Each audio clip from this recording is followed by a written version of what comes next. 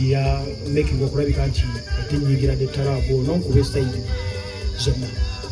Kati seka wange birungi ki bye mu music ono bukyanga otandika muyimbe ala muyingiramu?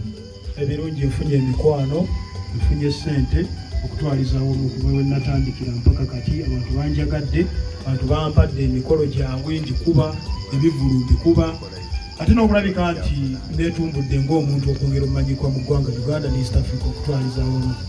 Kusoomozebwa ki kw'osinza osanga bukyanga oyingira nsiike ya kuyimba?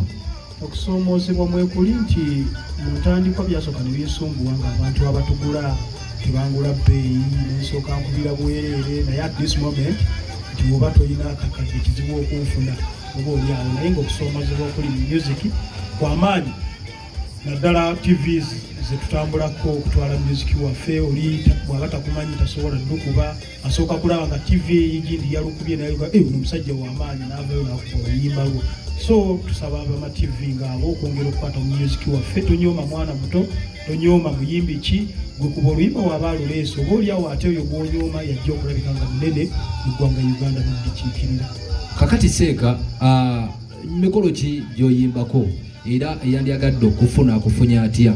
Okusookera ddala nnyimba ku mikolo gy'amawulidi, nnyimba ku duas, nnyimba ku mbaga, ku kwanjula, graduation, mikolo gyonna ngiyimbako okuleka ogw'okufa gwe siyimbako naye gisigadde gyonna ngiyimbako n'ebivulu mbikuba era neetaaze ofisi yange eri awo Jinja Kaloli Kawempe mu Uganda na era n'obulala ng'onneetaaga ogenda ku YouTube channel yange nkozesa Khalifa Haruna Abdul gemannya ojja laba music wange yenna mpozi ne Facebook era nkozesa Khalifa Haruna Abdul ne WhatsApp number 0752021604.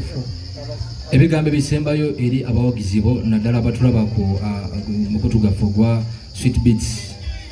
Okutwalizawo mu ebigambo ebisembayo era abatulaba ku mukutu gaffe bulungi nyongera obbagumya nti mwongera okugulaba kubanga oyinza okwesanga YouTube yange etambula naye ate n'eno twagala erabikenga ereeta ebipya naddala ekyattarabu mujja kisanga ku ndo direct.